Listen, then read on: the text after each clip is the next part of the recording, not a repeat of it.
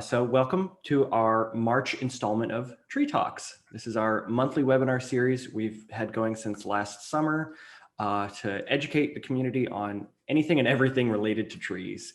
And a big shout out to Georgia Power for sponsoring this series. And speaking of Georgia Power, we have somebody from Georgia Power today. It's Bill Hawes. He's going to be talking to us about right tree, right place. Just a note, this webinar will be recorded. So to anyone who can't stay the whole time or might have missed it, we will be posting this on our YouTube channel so you can watch this at your convenience. And a couple quick housekeeping notes. Please keep your microphones muted for the duration of the webinar.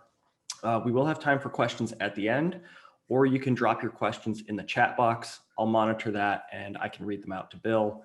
But we'll just try to keep our microphones muted because that can get a little chaotic sometimes if everybody's talking. So we'll get started here. So as I said, today's talk is called Right Tree, Right Place. And for those of you who don't know who we are or aren't familiar, we are the Savannah Tree Foundation. We're a nonprofit organization here based in Chatham County. And our mission is to protect and grow Chatham County's urban forest through tree planting, community engagement, and advocacy. And this series kind of gets at the engagement and advocacy aspects. There's a lot of really great topics to talk about to advocate for trees and helps get people engaged. So today's speaker is Bill Hawes. He is a senior utility arborist for Georgia Power in the coastal Georgia region. He works to maintain a balance between reliable utility service and responsible tree maintenance. Bill also serves as a board member with the Savannah Tree Foundation, and he volunteers his time regularly to improve the tree care industry. And with that, I'm going to pass it over to Bill here and let him get started on his presentation. All right, you should be host now, Bill.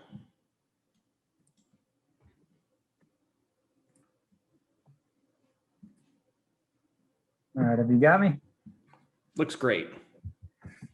All right, good afternoon. Welcome to those of you who are able to participate today in the March Tree Talks. So it's a pleasure to be here. I see we've got Mary Leopold on. I want to say hello to Mary because it's been a number of years. Glad you could join us today. So as Jake said, my name is Bill Hawes. A little bit about my background. As of this year, I guess it's kind of time has flown, but it's 33 years in the tree industry for me as of this year. I went to the College of Environmental Science and Forestry in Syracuse and got a dual degree in forestry and environmental and forest biology. After graduating, I did a short stint doing some forestry research for Weyerhaeuser Corporation in Hot Springs, Arkansas. And then I did some private commercial arboriculture work with Bartlett Tree Experts up in the Northeast, Connecticut, and New York, followed by a stint as the city forester for Savannah for almost 20 years, about 19 and a half years. I was the city forester. And then finally, my job with Georgia Power, my current role, I'm the utility arborist for the coastal region. And I currently serve also as a supervisor for Distribution South, which is basically the southern half of the state. So we manage some 12,000 miles of distribution, right of way for Georgia Power with the vegetation management program. So one of the topics that is near and dear to my heart is right tree, right place, because over the course of 33 years, I've seen a lot of good decisions and a lot of bad decisions in terms of tree planting. I honestly have made those mistakes myself as when I was a city forester and in my earlier years. But the reality is that we never stop learning throughout our careers. But tree species, there's a lot to learn about them between the numerous species and cultivars, and we're going to talk a little bit about all of that today. So let's see. Jake. Oh, I tried to forward it once and it went forward twice. So just an overview of the presentation. We're going to discuss some observations of common mistakes, with tree planting, tree species and site selection, overhead utility considerations. And then towards the end of the presentation, I'll talk about a Harmon Street project case study, and just cultivating partnerships, and encouraging folks to do that. So potential consequences of poor planting choices: newly planted trees fail to establish and flourish, thereby wasting time and resources. Increased maintenance costs, trees don't reach their full growth potential. Cracked foundations, curbs, drives, and sidewalks, sight line issues, driving and pedestrian hazards, and certainly power outages, so impacts to safety and service reliability of power lines. So this is typical, what I see sometimes in parking lot plantings. So the saying, if you fail to plan, you plan to fail, would ring true in these kind of cases. So it really speaks on the need for an arborist to be involved in the planning process from conceptual stages to the finished product. So in these two particular photos, you've got parking lot islands where trees were planted, but unfortunately, they're also light pole, and so that in the left-hand slide, you'll see a live oak tree that was planted, and it was pushed to the front end of that little island, and the light pole got prominence in the center of the island. So when I see these type of plantings, I just kind of wonder, what the planning process was, in coming to this as an end result. You've got a tree that, if it survives and thrives, which we all want that as an end result, the tree to reach its full potential, it'll end up swallowing up the light pole, and you'll eliminate your lighting. Again, conceptual planning, having an arborist involved all the way through, the finished stage of the project is where we want things to be. This slide, we've got some live oaks. And these photos, by the way, were all but one were taken by me over the years. But this is a site where we've got 4 live oak trees that were planted directly under 3-phase primary distribution lines. And the pole height is probably about 35 feet, so not very tall poles. And really makes me wonder what the thought process was, if anyone thought about the planting process and where we would end up, because it's obviously live oak is a poor choice for the site. And if they do develop and grow, then you're faced with one of two options: either pruning, to maintain the safety and service reliability of the power lines, or removal, where it's not going to create a conflict. But either way, Georgia Power, one of the things that I ponder on is the fact that we very oftentimes get people that are in some cases even hostile about the fact that we've got to do maintenance. But the reality is that we're put in kind of in between a rock and a hard place, in that a poor decision was made before we ever came to this situation. So the decision to plant the tree there, that's the person that should get the pointed questions, rather than the arborist, the utility arborist that's trying to find a middle ground and resolve the problem. So here's another situation.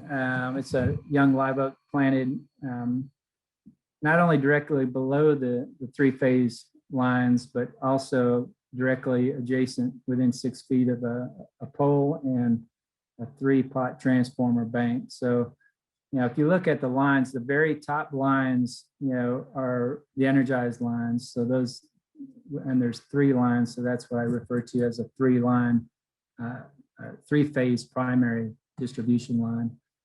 And then just below, those three lines on the pole, you've got the three transformers, and services typically pull off from those transformers. So in this case, they go underground and serve a restaurant adjacent to that and another business in the other direction. But one of the things with this type of planting, and having been the city forester for 19 and a half years with the city, I can tell you that I know we've got a local landscape and tree ordinance in Chatham County within the city that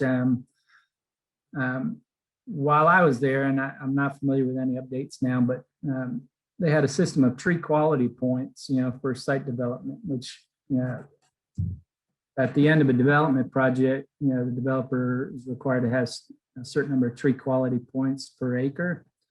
And so one of the emphasis obviously is on planting shade trees, which is great, but it can also create some issues if shade trees are planted in inappropriate spaces like this. So just another thing that points towards the development process and making sure that we're making wise decisions throughout the process and having an arborist involved in that process. So palm trees, palm trees are a monocot, which are basically grass. I refer to them as grass on a stick sometimes, and they're used throughout the coastal region, of course, but they've got their place. And in many places, you'll see where palm trees are actually planted directly under primary distribution lines, and that becomes a real safety issue, particularly when the palms get to a height where the fronds get between the phases of primary lines. So if in these two photos, you've got three-phase distribution lines with palm trees planted directly below, and if those palm fronds get up between the phases, they can create a spark. They can become energized basically and potentially catch fire. So the palm tree on the right is actually one on Tybee Island that a property owner, I guess, must have contracted with a landscape person, and they planted that tree in their landscape, and unfortunately it was directly under primary lines, and the tree grew between the phases, ignited, and burnt down the trunk all the way to the ground. So it's another thing that points to proper planning. Is just a bad choice for the site. So in this situation, we've got an overcup oak tree, and when if you were to drive by the tree, you might wonder, what was the rationale behind planting that tree. But I can tell you, in this situation, I'm kind of uniquely positioned to know the history, because I actually planted the tree when I was city forester for Savannah, and there were no power lines at that time.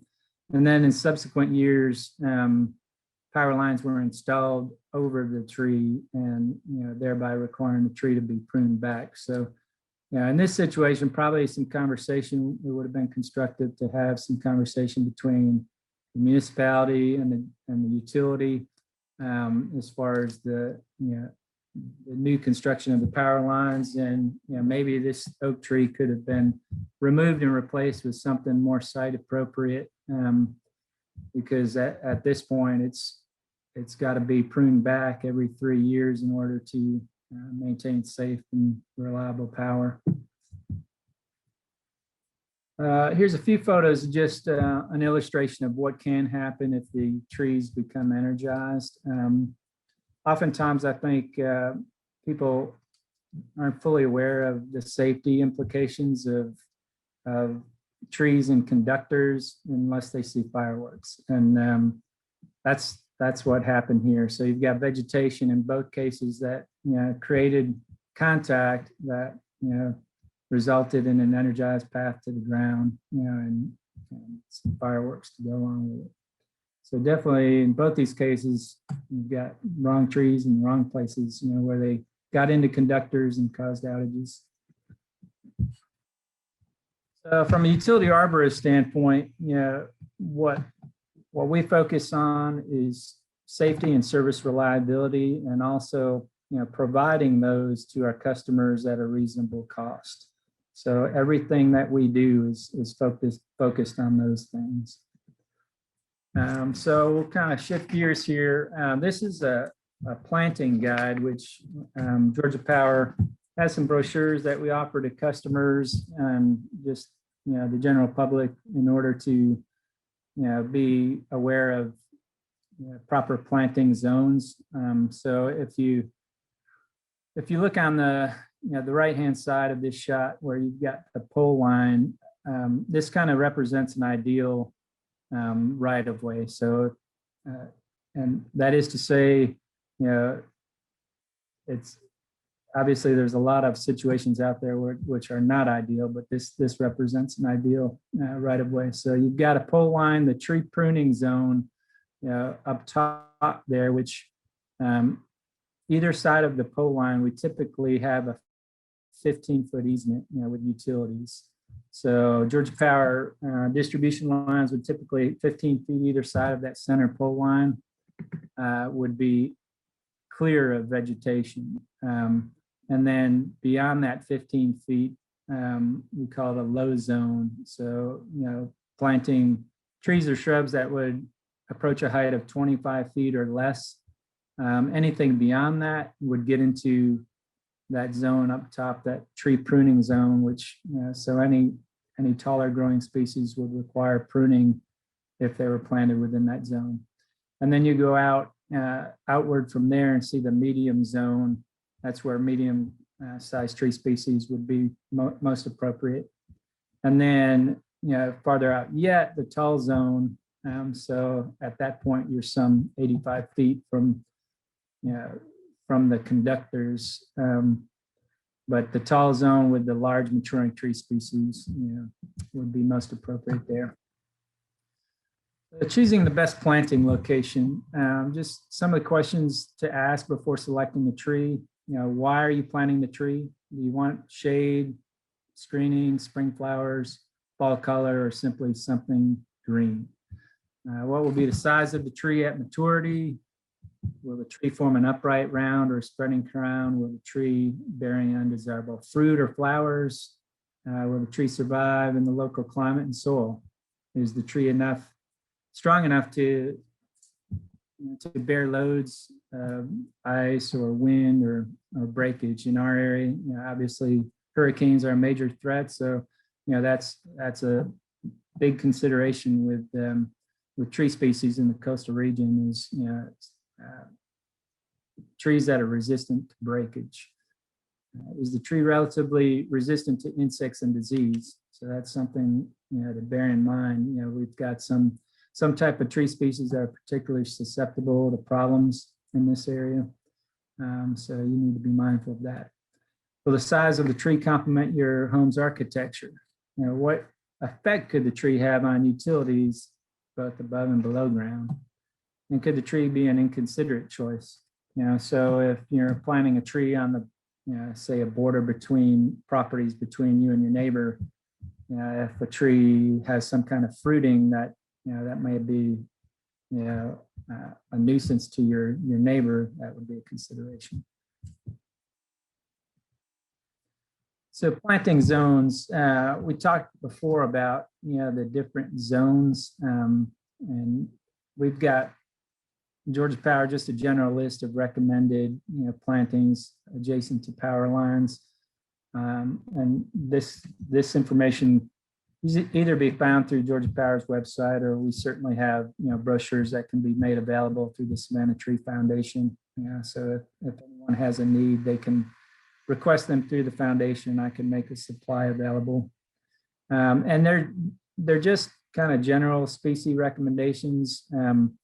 The size is really what to hone in on, and also what what species work well in the coastal region. Is this this list kind of is a generic list, more from a statewide perspective. All right, so some of these points I've already made, but to say it once again, consider all site variables before selecting species. So ultimately the size of the planting space above and below ground, and thereafter the mature size of the tree, soil type, drainage, exposure to sunlight, proximity and height of adjacent buildings, presence of utilities below and above ground, distance to street intersections, sight lines are a major consideration when planning in urban areas. Proximity of hardscape, sidewalks, pedestrian traffic considerations, etc. So one of the things I used to say with the city, with the staff I had with the city, we, in our heyday, we kind of planted upwards of 1,000 trees a year. And one of my common sayings with them was, if you don't know the species, you shouldn't be planting it. So you should know what the species is and or the cultivar, and what they do at maturity. So what's the mature height and width of the tree, and plan for that future size. So in terms of both, for the tree itself and also spacing between trees, because oftentimes you see landscaping that's overplanted initially because they want that instant look, and then some 5-10 years down the road, it's overplanted and everything's growing together, and you actually have to start thinning stuff. So planting and planting with that future mature height in mind is really essential. The hardiness zone, what's the zone that you're planting the tree in? In the coastal region, we're kind of subtropical to an extent. So, we've got we can use species here that, might not work in North Georgia, and some species that work even down into Florida. So it's kind of a subtropical climate here. Tolerances: soil, light, heat, salt, drought, drainage, susceptibility to breakage, resistance to insects and disease, pruning maintenance requirements. Those are a major consideration. So you want to select species that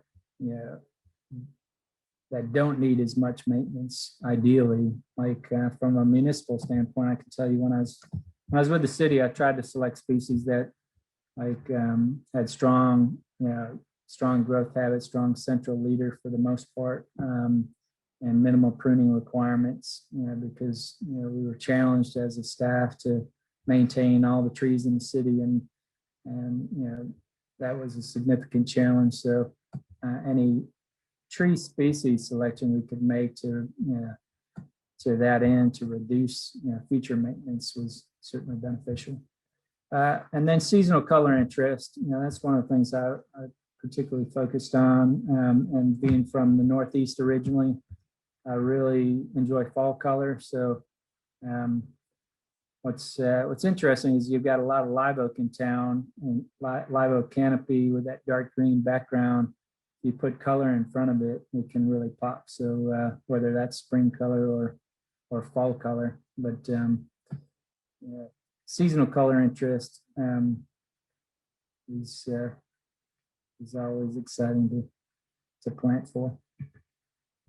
And then I'm just going to go through a few species. So I put up the list before of some potential species, and I'll just comment on a few species that I just kind of think outside the box when it comes to planting, because there's some species that like in this case you've got viburnum, which I'm sure folks are very familiar with viburnum, but and they're used very frequently, but there's just to think about the different cultivars that are out there. There's a lot of different plant cultivars that are available that really are more interesting, or maybe offer something that the standard variety doesn't offer. Like Chinese snowball viburnum is a very large softball-sized bloom. So for a viburnum, which is a common type of plant material, a snowball viburnum just offers a bit more bang for the buck. It's just a very showy bloom, and a smaller growing plant. So it's a shrub, so obviously it could be used in a utility corridor. Zuzulor pedalum, which is also called Chinese fringe flower. So they're blooming this time of year. They kind of that fuchsia type bloom. And in this case, when I was with the city, I used some, and I believe it was Lafayette Square. We used some single stem Loropetalum to offer a bloom in the understory, where some other type of plant material just wasn't being successful. So,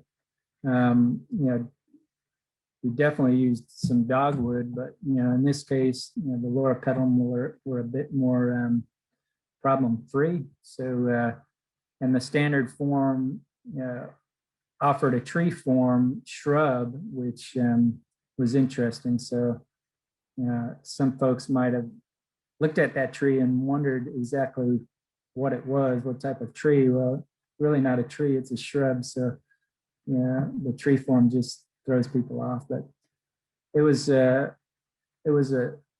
selection that worked very well for the site, offering that color, in the lower part of their story, just a visual through the square.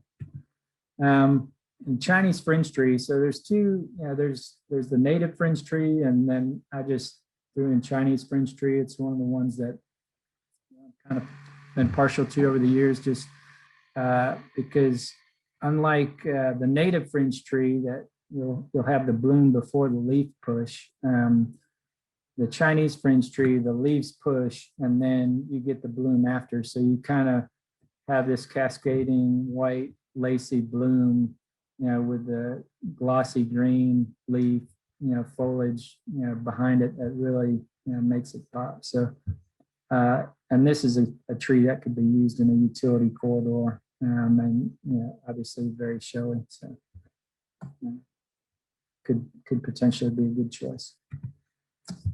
And I'll just mention a couple dogwoods. Dogwoods obviously are used in utility corridors. There's a lot of different cultivars, and these are just a few. One Cherokee Princess is a white blooming cultivar, and Cherokee Brave's got, it's considered a red. It's kind of got a pink tint to the leaves. But again, there's many different cultivars, with any particular species. So just encourage folks to look at those, consider those, and just make decisions based on the region you're in, and just match them to the site. These are three different types of redbud cultivars. So on the left, the larger photo, that's Appalachian red, and then the top is Texas white redbud, and then the bottom right is kind of a more purplish redbud. That's a Avondale redbud.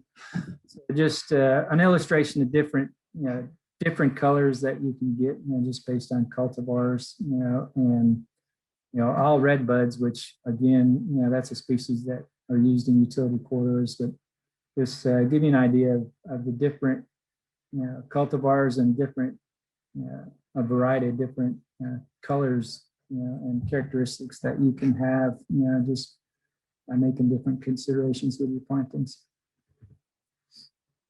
Crepe myrtle. So, I've heard a lot of people say, and crepe myrtles are overplanted, and while that may be true, they definitely have their use. They're very urban tolerant trees, so that's one of the reasons why I like them. There's also many different cultivars, so they offer a variety of different colors, different characteristics like, Natchez is one that's got the cinnamon bark, kind of exfoliating bark that peels away from the trunk, with age, and got a cinnamon look to it. So they can have some winter interest there with the bark. But a lot of different characteristics that you can get just based on the cultivar selected. So these are just two of the standard form that I used in Savannah with plantings. The Tonto on the left is the particularly striking cultivar to me, and it's a smaller growing species, or rather smaller growing cultivar. So it could potentially be a good choice in utility type corridors. But crepe myrtle is just a good, tough species, and they can succeed where other plantings fail. So when I was the city forester, that was one of the things. You want to be successful with your plantings, and in some sites that are just hostile to any type of plant material, some of those sites, crepe myrtles will fit the bill. So we're going to move along now to discuss the Harmon Streetscape project. So this is a description of the project. It was a cooperative project between the City of Savannah, Savannah Tree Foundation, and the Georgia Power Company to improve and beautify the streetscape on the Harmon Street corridor between East Gwinnett Street and East Anderson Street for the benefit of the community. So these are kind of the scenario we had there. Narrow 2 to 3 foot tree lawns in close proximity to buildings and streets, overhead 3-phase primary electric distribution lines, inappropriate tree species for the site, primarily sweet gum trees, high maintenance trees prone to failure. They had heaving of sidewalks and curbs, etc. So it offered us an opportunity, a win-win-win opportunity really to have a collaborative partnership to affect positive change in the community, and also get positive PR for all the partners involved. So, before I go further, I'd just say, kind of the conceptual of it was, in the course of, my work with the city, I've obviously traveled pretty much every street in Savannah. And, in my travels, I would reflect on areas where we could potentially make improvements, for all involved. So, the Harmon Street corridor, that was one of those sites where you had a lot of sweet gums, in tight tree lawns, overhead utilities. And I approached the City of Savannah and the Savannah Tree Foundation with the concept of partnering between the 3 different agencies, those 2, and then Georgia Power just partnering between the 3 of us, and then leveraging that partnership to do a project that was beneficial to the community. So a total of 28 undesirable trees were targeted for removal, primarily sweet gum. Georgia Power removed the trees in cooperation with the City of Savannah. The City of Savannah removed the debris and then ground the stumps and prepared the sites for replanting. And they decided on some single stem crepe myrtles. And the new trees were planted in cooperation with the Savannah Tree Foundation and the City of Savannah Mayor's Youth Council. So the Savannah Tree Foundation coordinated all the volunteers, including the Savannah Youth Council, which offered the additional opportunity to educate kids about trees. So it was, that offered us a unique opportunity. And the local news media ran the story. So, it was fun because we had some of the younger folks, got interviewed on the news. They really enjoyed that. But it was really a great project all the way around, and just a great way to partner between the agencies and have a successful outcome to a streetscape project. And these are just typical of the trees that were before we started the project. So on the left and right, you'll see sweet gums that were growing directly up under the 3-phase primary line. So every 3 years they would be pruned back and then grow straight back up into the conductors. So really not offering much from an aesthetic, and as far as these kind of unsightly trees. So from Georgia Power's perspective, I can say, I mean, there's not a whole lot you can do with that tree because it's just going to keep growing but straight back in. So the trees over decades have been unsightly, high maintenance. And then also from the city's perspective, heaving curves, sidewalk, and sweetgums are notorious for limb failures. So that's also an issue. This is the tree removal phase. We had Asplund, our tree contractor, come in and remove the trees and put them back to where they were safe, for the city to finish removal and clean up the debris. The planting phase, so this is where we had the volunteers come in through this Mayor's Youth Council and plant the trees after the mature trees have been removed. And so here's a kind of a before and after, left to right. So the before, where you've got the narrow tree lawns, and then the after with the single stem crepe myrtles planted. Again, before and after, left to right.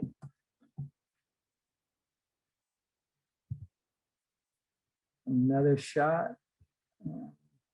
And you can see how little space those sweetgum had, for years ago. So once upon a time, that was a poor choice, planting sweetgum in a 2 or 3 foot tree lawn strip.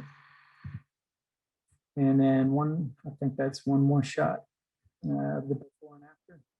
And then here's just a photo of some of the volunteers.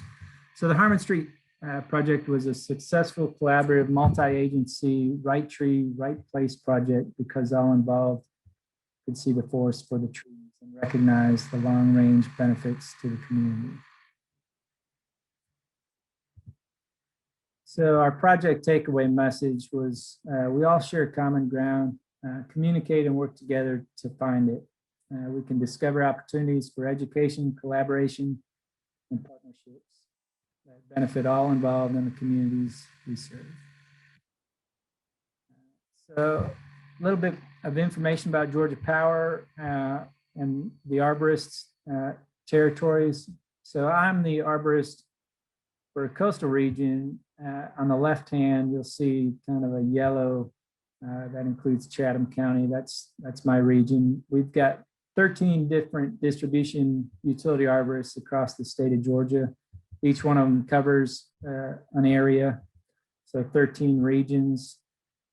I cover coastal, which is comprised of some 3,200 miles of distribution line.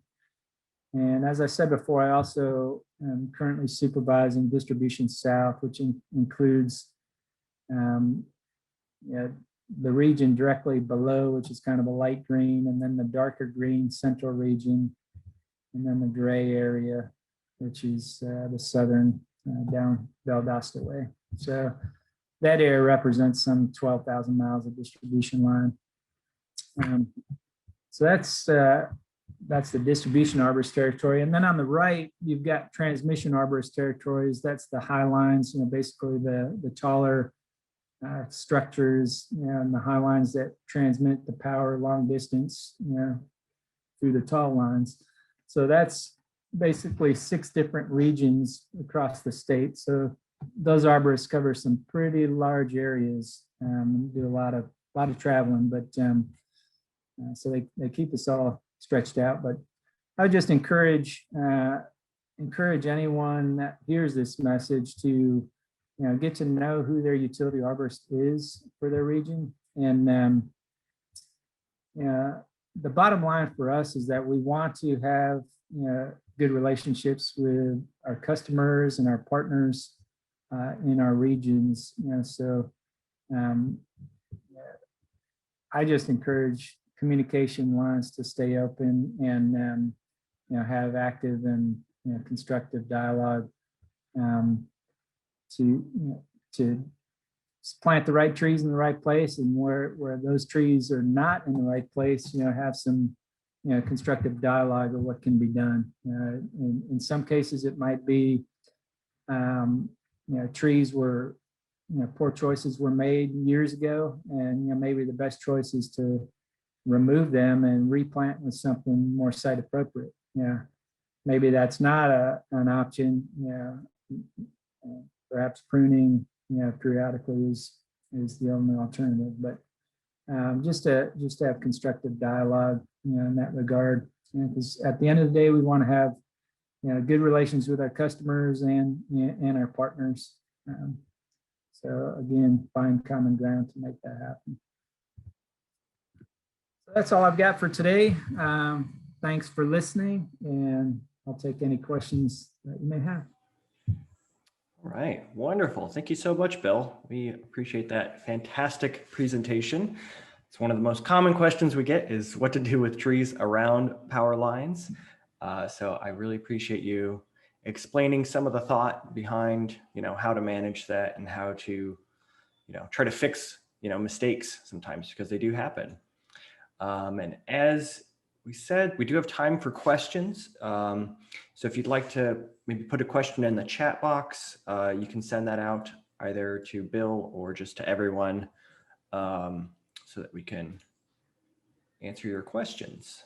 And we'll give that just a couple minutes, but all right. Mary says, thank you, Bill. You're an asset to the community. Great presentation. I agree. It's a great presentation.